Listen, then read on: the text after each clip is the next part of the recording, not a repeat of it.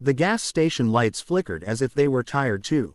It was just past midnight, the kind of hour when the world feels thin and unreal, when even the air seems to hold its breath. I stood there with a small suitcase at my feet, the smell of gasoline heavy in my nose, watching red taillights shrink into the distance. They didn't even hesitate. One moment, I was sitting in the back seat, trying not to complain about my aching legs, about how tired I was, about how cold the air conditioning felt on my skin. The next moment, the car stopped abruptly. My sister said she needed snacks, my brother-in-law told me to stretch my legs, and before I could process what was happening, the doors slammed shut.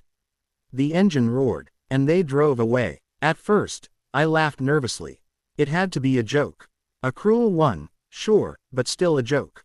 I waved my arms, expecting brake lights to flare, expecting them to reverse, expecting familiar faces to reappear through the window with embarrassed smiles. None of that happened. The car disappeared down the highway, swallowed by darkness. The laughter died in my throat. I stood there frozen, my heart pounding so loudly I could hear it in my ears. My phone buzzed in my pocket. For a brief, foolish second, I thought it might be them calling, laughing, telling me to stop panicking. Instead, it was a message. You're too much responsibility. We can't do this anymore. That was it. No explanation. No apology. No turning back. I sank onto the cold concrete, my back against the vending machine, and finally understood the truth I had been avoiding for years. They hadn't forgotten me. They had abandoned me. I was the inconvenient relative. The one who needed help after the accident. The one who walked slower, spoke softer, required patience they never wanted to give. When my parents passed, they promised to take care of me. They said family looks after its own. But family, I learned that night, can leave you at a gas station like an unwanted bag of luggage. Hours passed in a blur. Cars came and went. Truckers paid for fuel and coffee, barely glancing at the woman sitting alone with red eyes and trembling hands. The station clerk asked if I was okay. I lied and said I was waiting for someone. I didn't want pity. I didn't know what I wanted, except not to feel so disposable. By morning, my phone battery was nearly dead. I had no money except a few crumpled bills. No plan. No idea where to go. I watched the sunrise paint the sky in soft pinks and oranges and wondered how something so beautiful could exist alongside such cruelty. That's when a man in a dusty pickup truck pulled up beside me. "You been here all night?" he asked gently. I hesitated, then nodded. He didn't press. He just handed me a cup of hot coffee and said, "You look like you could use this." That small kindness broke something open inside me. I cried quietly, embarrassed, grateful, overwhelmed all at once. He offered me a ride to the nearest town. I almost refused. Trust felt dangerous now, but exhaustion won. I climbed into the truck, clutching my suitcase like a lifeline.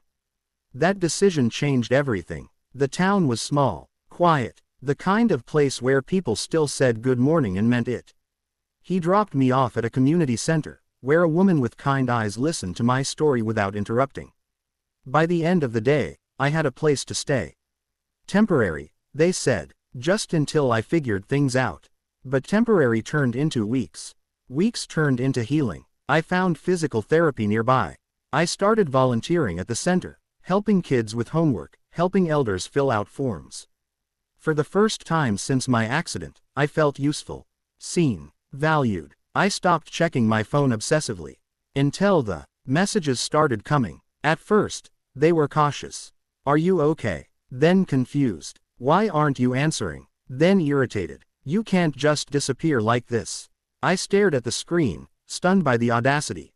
Disappear. They left me on concrete under flickering lights and called it responsibility.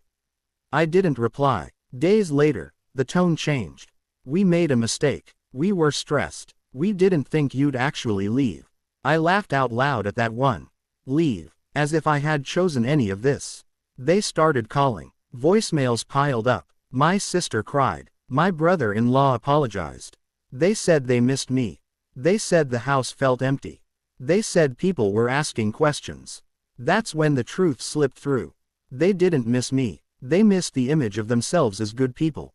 They missed the sympathy, the praise for taking care of family. Without me, their story fell apart. When I finally answered, My voice was calm. I'm safe, I said. I'm not coming back. Silence followed. Then anger. You're being selfish. You owe us. We took you in. I closed my eyes and felt something solid settle inside my chest. Strength. Clarity. You left me at a gas station, I said. I don't owe you anything. They begged then. Real begging. Promises of better treatment. Of patience. Of love. I thanked them for the offer. And said no. Months passed. I moved into my own small apartment. Nothing fancy. But it was mine. I found a part-time job that worked with my limitations. I laughed more. Slept better. Learned that independence doesn't mean doing everything alone. It means choosing who gets to stand beside you. One afternoon, there was a knock on my door. I knew before opening it. My sister stood there, eyes red, shoulders slumped. I just wanted to see you, she whispered.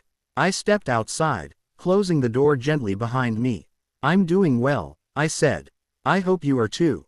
She nodded, tears falling. We were wrong. I know, I said softly. She asked again if I'd come back. I looked at my small porch, my potted plants, the sunlight warming my face. I already have a home, I replied. When she left, I didn't feel guilt. I felt free. Sometimes the people who hurt you most are the ones who taught you the greatest lesson, not about pain, but about worth. Being abandoned broke my heart. But it also saved my life. Because the night they drove away, they thought they were getting rid of a burden. What they actually did was set me free. And when they begged to get me back, it wasn't love calling. It was regret, and regret, unlike love, comes too late.